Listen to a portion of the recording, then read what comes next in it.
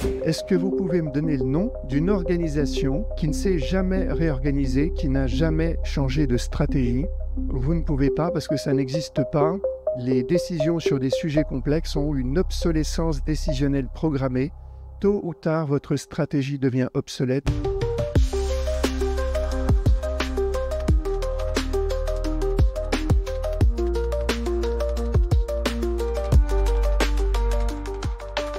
Bien, bonjour à tous, je suis vraiment très heureux d'être avec vous aujourd'hui. J'ai effectivement fait un podcast d'une heure en fait avec Alban et je vais vous donner les éléments essentiels, donc peut-être vous donner envie d'aller voir ce podcast et il est prévu potentiellement une formation en septembre sur le sujet. Et Alban m'a dit, écoute Olivier, j'aimerais que tu prennes la parole et que tu nous expliques comment on fait pour prendre une décision pragmatopique. Alors il m'a lancé le défi, être ou ne pas être pragmatopique. Comment faire? Alors après ce petit dessin humoristique, donc l'idée c'est de devenir un architecte des décisions complexes. C'est mon métier depuis presque 25 ans et c'est le rôle que peut jouer un manager, un décideur ou un chef de projet. Donc l'idée de l'architecture des décisions complexes, c'est d'atteindre l'excellence décisionnelle en s'appuyant sur l'intelligence collective avec l'idée d'atteindre deux objectifs. Le premier, c'est de gérer les risques décisionnels face à l'incertitude et à l'imprévisibilité. On parle de toutes les décisions où il y a du brouillard, c'est-à-dire qu'on ne sait pas trop s'il faut aller au nord, s'il faut aller au sud. Voilà, la décision n'est pas facile à prendre, il y a de l'hésitation. Voilà, on ne sait pas trop. Donc dans ces situations-là, c'est là où on a besoin d'un peu d'architecture. Et puis le deuxième objectif, c'est de garantir le plus haut niveau d'engagement dans l'implémentation des décisions. Parce qu'une décision géniale qui n'est pas facile à mettre en œuvre n'est peut-être pas aussi géniale que ça. Alors l'idée de l'architecture des décisions complexes, eh bien, c'est de ne plus jouer au casino, de ne pas jouer avec la chance. Certains décideurs se disent « moi je suis un bon décideur ». Est-ce que c'est le cas ou est-ce que c'est plutôt un décideur chanceux? Voilà, par exemple, les gens de Volkswagen qui nous ont fait le Dieselgate, ils étaient malchanceux, ils n'étaient pas chanceux. Donc l'architecture, ça vise à gérer les risques décisionnels. Ça ne veut pas dire qu'on aura 100% de réussite, puisque c'est complexe, mais en tous les cas, on aura des décisions qui seront plus durables et qui seront plus engageantes. Alors, qu'est-ce que c'est que l'excellence décisionnelle? Et c'est l'objectif de l'architecture des décisions complexes. Eh bien, ce n'est pas de courir le plus vite possible, ça c'est l'excellence opérationnelle que vous connaissez tous, toutes les techniques de productivité, de lean management, pour aller le plus vite possible. L'excellence décisionnelle, ça consiste à courir dans la bonne direction et ensuite de ça, le plus vite possible. Alors, je vous donne quelques exemples de sujets complexes, d'enjeux collectifs et après, je vous montre le modèle de l'architecture des décisions complexes. Eh bien, on parle par exemple de développement de performance. Il faut produire plus vite, il faut produire mieux, il faut vendre plus. Vendre plus, c'est pas si évident que ça, hein. Sinon tous les directeurs commerciaux pourraient doubler leur chiffre d'affaires chaque mois. Vendre plus, c'est complexe parce que c'est un enjeu collectif qui implique le marketing, le RH, la production, la formation, le technique, le financier. Donc il y a plein de parties prenantes dans l'organisation qui vont être impliquées dans le fait de vendre plus. Quand on parle de stratégie, on comprend que ça va impliquer différents départements dans l'organisation. Et le fait de combiner différentes expertises, ça va créer de l'incertitude, de l'imprévisibilité. Et c'est pour cette raison qu'on décide aujourd'hui d'une stratégie, mais c'est seulement dans 6 à 12 mois qu'on saura si on a pris une bonne décision. Il y a des problèmes techniques complexes.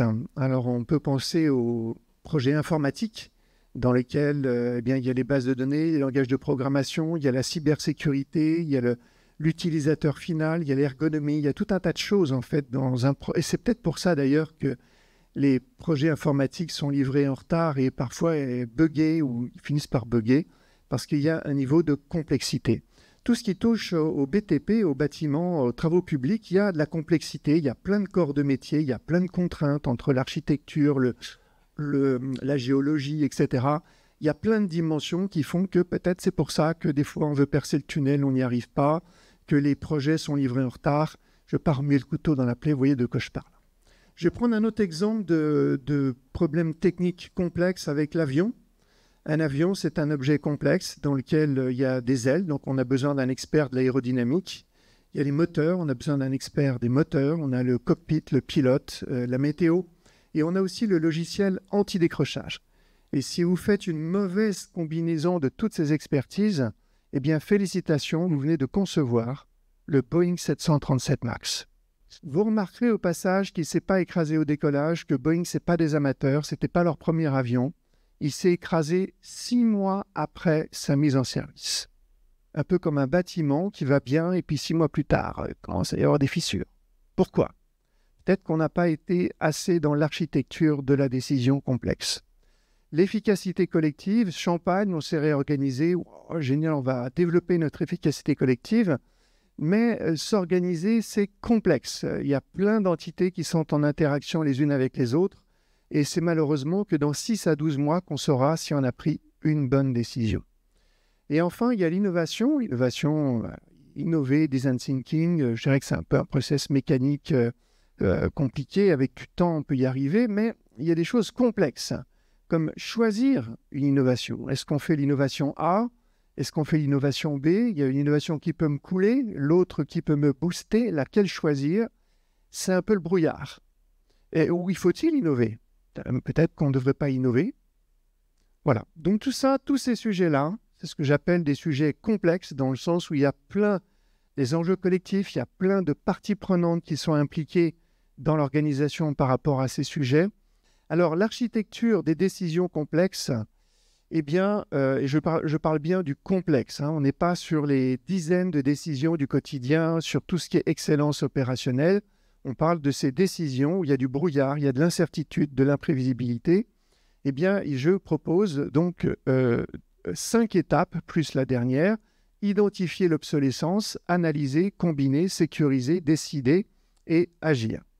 Alors, les fondations, donc je prends l'image, évidemment, quand je parle d'architecte, je prends l'image de la construction, avec un bâtiment, avec une maison dans lequel on a des fondations, on a un mur, et après on a le toit. Et les fondations d'une décision complexe, ça va être d'identifier l'obsolescence et d'analyser. Qu'est-ce que ça veut dire, identifier l'obsolescence? Est-ce que vous pouvez me donner le nom d'une organisation qui ne s'est jamais réorganisée, qui n'a jamais changé de stratégie? Vous ne pouvez pas parce que ça n'existe pas. Les décisions sur des sujets complexes ont une obsolescence décisionnelle programmée. Tôt ou tard, votre stratégie devient obsolète, votre organisation devient obsolète, vos avions, les bâtiments deviennent obsolètes d'un point de vue ou d'un autre.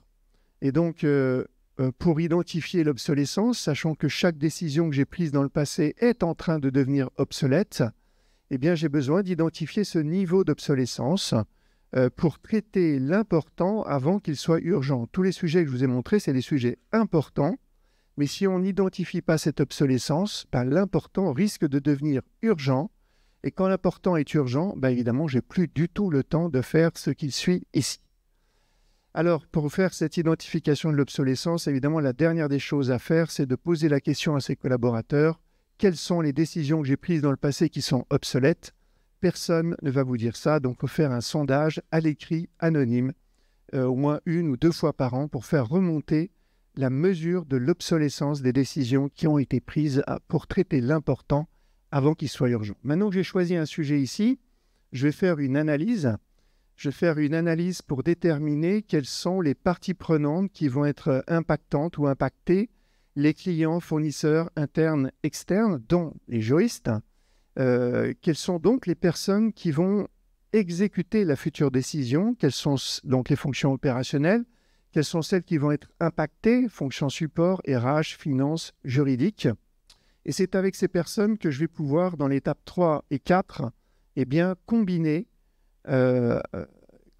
c'est-à-dire co-construire, hybrider une solution qui n'était dans la tête de personne et qui est un point d'équilibre entre toutes les contraintes exprimées par toutes les parties prenantes. Et c'est là où on peut être dans comment je fais pour faire une décision pragmatopique. La décision pragmatopique, c'est une solution qui n'était dans la tête de personne, qui est l'hybridation du pragmatisme et de l'utopie.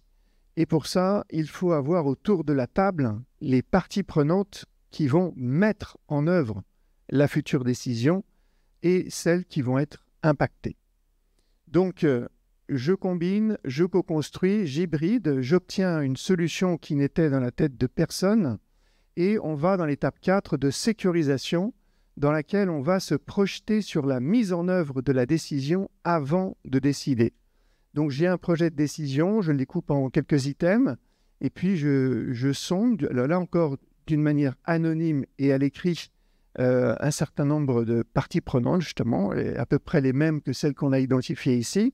Et je vais leur demander de me dire, ben voilà mon projet de décision. Est-ce que quelle est votre perception collective de son impact, de son utilité, des coûts, des moyens, des efforts qui vont être nécessaires à son implémentation, des coûts, moyens, efforts nécessaires à son animation, de la création, destruction de valeur pour l'entreprise, pour le client final, pour les managers, pour les collaborateurs, pour l'environnement, tout ce qui touche à la RSE. Donc ensuite, on arrive à l'étape 5, qui est une simple étape juridique, qui s'appelle la subsidiarité, les délégations de pouvoir du haut vers le bas de la pyramide pour que la décision se prenne au niveau le plus pertinent. Et si je suis seul responsable, eh bien, je vais décider seul. Et si on est 2 ou 3 responsables, la décision sera collégiale. Je vais décider seul, mais éclairé par l'intelligence collective ici. Et dans l'étape 6, eh bien, on a l'excellence opérationnelle dont je parlais tout à l'heure. Et on va courir vite, mais probablement, on a géré les risques décisionnels ici. Et donc, on a des chances de courir vite dans la bonne direction. Alors malheureusement, certains ne suivent pas ce processus d'architecture des décisions complexes et décident de jouer au casino, de ne plus être des bons décideurs, mais des décideurs chanceux, et de se dire, et d'ailleurs en regardant le schéma que je vous ai présenté, on dit, bon, moi je ne fais rien de ce qu'il raconte, et pourtant je prends des bonnes décisions, et peut-être des décisions chanceuses.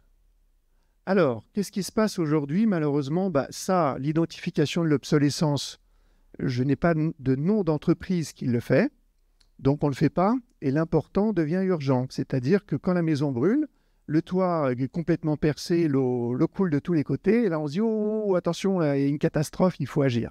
Donc on ne fait pas la mesure de l'obsolescence, alors même que la nature même d'une décision sur un sujet complexe, c'est d'avoir une obsolescence décisionnelle programmée, un peu avant les SSD, quand on se disait « j'ai un disque dur », c'est pas « est-ce qu'il va cracher », c'est quand va-t-il cracher? Quand votre stratégie va cracher? On ne gère pas ça ici. Et dans l'analyse, on ne va pas s'embarrasser d'aller regarder les parties prenantes, les juristes, je fais une petite private joke, mais on va prendre ce qu'ont le statut, le pouvoir, le diplôme, l'ancienneté, c'est-à-dire le comité de direction. Voilà, ça va être avec eux qu'on va ensuite faire combiner. Et là, malheureusement, à la fin de la réunion, on va parfois, je dis que ça ne vous est jamais arrivé évidemment, c'est un cas un peu théorique, mais ce qu'on appelle le faux participatif, dans lequel on termine la réunion en se disant le chef avait déjà une décision en tête en arrivant, et on a réussi à le faire varier un peu à gauche ou à droite, mais quand même, on a le sentiment que cette réunion n'a pas servi à grand-chose. En plus, il nous a fait un peu de pensée balistique, c'est-à-dire qu'il a tiré sur toutes les idées qui étaient différentes de celles qu'il nous a annoncées à la fin de la réunion. Encore une fois, je sais que vous n'avez jamais vécu ça. Et puis l'étape 4, ce n'est pas notre problème, ça. Nous, on est dans la conception des décisions, on n'est pas des exécutants. Donc, une fois qu'on aura pris la décision, ce sera là. Il faudra bien qu'il fasse un peu de conduite du changement, c'est-à-dire quand plus personne n'osera risquer sa carrière en critiquant la décision du chef. Et puis, on va décider, mais comme on décidait dans le brouillard quand même, on est un peu mal à l'aise. D'ailleurs, on va multiplier les réunions. En se disant peut-être que je vais trouver une solution qui est sûre à 100%, ce qui n'arrivera jamais sur un sujet complexe. Eh bien, on va se lancer dans « Qu'en pensez-vous » Évidemment, les gens vont se dire « Le chef, il nous a déjà dit quelle était son idée. Qu'en pensez-vous de mon idée? Moi, je ne veux pas jouer ma carrière. Donc, j'en pense beaucoup de bien, un coup de chef de ta proposition. Et sur ce fondement, je vais me dire j'ai un consensus. » Alors, admettons même que ça soit un vrai consensus, parce que pour moi, on a plutôt activé le biais de la pensée de groupe, qui est la peur d'exprimer une divergence par rapport à l'opinion majoritaire. Eh bien, en admettant même que ce consensus soit sincère, on vient d'obtenir un consensus sur un sujet où personne ne sait avec certitude.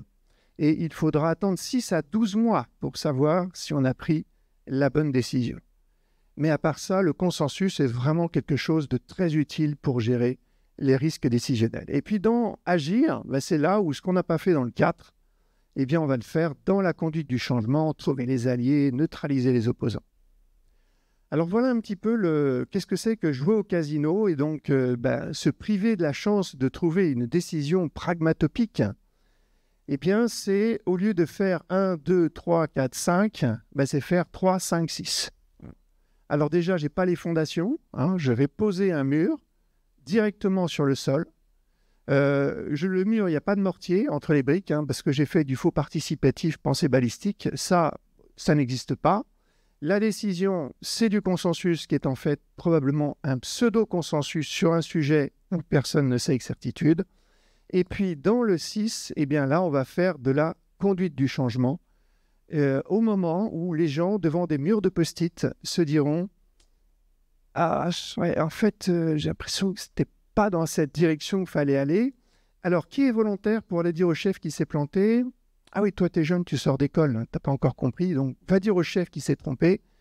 Et quand tu travailleras dans ta nouvelle entreprise, tu comprendras les conséquences de venir critiquer le chef. » Alors, c'est ça un peu l'objectif de l'architecture des décisions complexes. Oui, et des gens ne font absolument pas tout ce que je viens de raconter. Prennent-ils des bonnes décisions ou sont-ils chanceux? Vous avez 3 heures, prenez une feuille s'il vous plaît, pour répondre à cette question. En tout cas, je vous souhaite de ne jamais être sur la photo qui est à gauche de l'écran.